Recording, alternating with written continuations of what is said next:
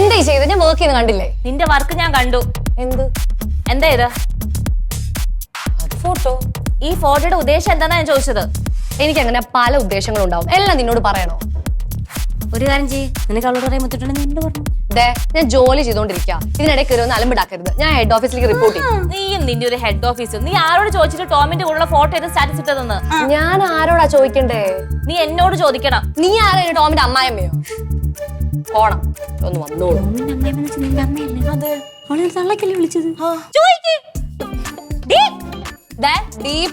വീട്ടിൽ പോയി വിളിച്ചാ മതി. അയ്യോ ഞങ്ങൾക്ക് ശീലമില്ല. നീ നിന്റെ വീട്ടുകാർ എങ്ങനെ വിളിക്കണേ? ഞാൻ മര്യാദയ്ക്ക് ഒരു കാര്യം പറയാം. ഇനി നീ ടോമിന്റെ കൂടെ ഫോട്ടോ ഇടുകയോ പോസ്റ്റ് ചെയ്യുകയോ ചെയ്താൽ എന്റെ സ്വഭാവം അറിവ്. എനിക്ക് വേറൊരു മുഖം കൂടി ഉണ്ട്. ഞാൻ ഒരു കാര്യം പറയട്ടെ. ഞാൻ എനിക്ക് ഇഷ്ടമുള്ളവരുടെ ഫോട്ടോ ഇടും. അത് എന്റെ മാത്രം കാര്യം. സൗകര്യം ഇല്ലെന്നാ പറഞ്ഞത്. ഈ കമ്പനിക്ക് നല്ലൊരു സ്റ്റാറ്റസ് ഉണ്ട്. പിന്നെ കൊട്ടക്കണക്കിന് സ്റ്റാറ്റസ് ആണല്ലോ അവിടെ കമ്പനിക്ക് ഉണ്ടാക്കി വെച്ചിരിക്കുന്നത്. ഒരു പ്രോജക്റ്റ് എങ്കിലും നീ ടൈമിന് കംപ്ലീറ്റ് ചെയ്തിട്ടുണ്ടോ? ഇത് നട്ട കുരുക്കാത്ത കള്ളു മറി. കാര്യം നോക്ക്. നീ നമ്മളെ ഭരിക്കാനൊന്നും വരണ്ട കേട്ടല്ലോ. ഞാൻ ആരും ഭരിക്കാൻ വന്നിട്ടില്ല. നീ എന്റെ പേഴ്സണൽ കാര്യത്തിൽ ഇടപെടരുത്. നിന്റെ പേഴ്സണൽ കാര്യം ഇവിടെ ആരും ഇടപെട്ടിട്ടില്ല. സ്റ്റാറ്റസിന്റെ കാര്യം നമ്മളോട് പറഞ്ഞിട്ടുള്ളൂ. എന്താ ഇവിടെ? എന്താ ഓഫീസ് ഏതാ? പാർലമെന്റാ? സാർ ഇവര് ഭയങ്കര അടി. ഞാൻ ഇടപെട്ട് സോൾവ് ചെയ്യാൻ നോക്കി, പക്ഷേ I M failed. Company cabin sir ഞങ്ങൾ ഗ്രൂപ്പായിട്ടാണോ അതോ ഞാൻ സിംഗിൾ ആയിട്ടോ?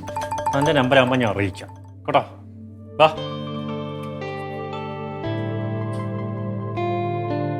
ഇവിടെ വല്ലതൊക്കെ നടക്കും.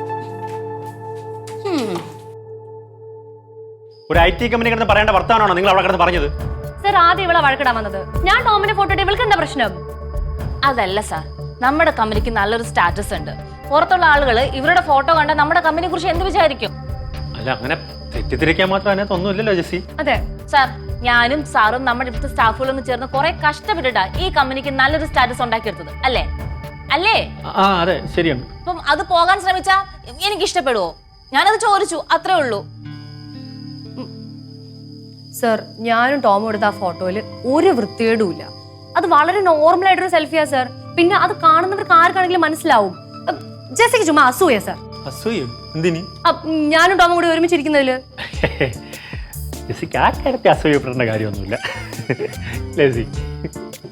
എനിക്കെന്തിനാ അസൂയ? ഞാൻ കമ്പനിയുടെ നല്ല പേര് പോകാതിരിക്കാൻ വേണ്ടി പറഞ്ഞു, അത്രേ ഉള്ളൂ. അല്ല, അങ്ങനെ കമ്പനിക്ക് ഒരു ദോഷം ഉണ്ടാവും പോകുന്ന ജെസ്സി. ക്രിസ്റ്റീന, ഇറ്റ്സ് ഓക്കെ, അത് പൊക്കോ. Thank you sir.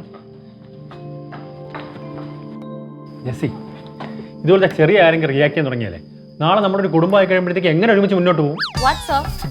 അല്ല, ഐ മീൻ ജെസ്സി, എനിക്കൊരു കാര്യം അറിയാം. നമ്മുടെ ടോമും ക്രിസ്റ്റീനും ഇല്ലേ, അവർ തമ്മിൽ പ്രേമത്തിലാണെന്ന്. എന്തോന്ന്? ജെസ്സി, ടോമും ക്രിസ്റ്റീനും തമ്മിൽ പ്രേമത്തിലാണെന്ന് എനിക്ക് വളരെ വ്യക്തമായിട്ട് കാര്യമില്ലേ അത്? സാറിന്റെ അടുത്ത് ആര് പറഞ്ഞു? പറയണം, അവരെ കണ്ണുകൾ തമ്മിൽ കണ്ടറിയൂടെ അവർ പ്രേമത്തിലാണ്. ജെസ്സി, അവർ ഫോട്ടോ ഇട്ടോട്ടെ, പ്രേമിച്ചോട്ടെ, നമുക്കതൊക്കെ കണ്ട് ഇങ്ങനെ ആസ്വദിക്കാം പ്രണയത്തിന്റെ സുന്ദര സുരവില നിമിഷങ്ങൾ. സാറല്ലേ പറഞ്ഞ ഈ ഓഫീസിൽ പരസ്പരം ആരും പ്രേമിക്കാൻ പാടില്ല എന്ന്? അത് ഞാൻ പണ്ട് പറഞ്ഞല്ലേ, ആരോട് നമ്മളെന്നെ ബ്രേക്ക് ചെയ്തില്ലേ.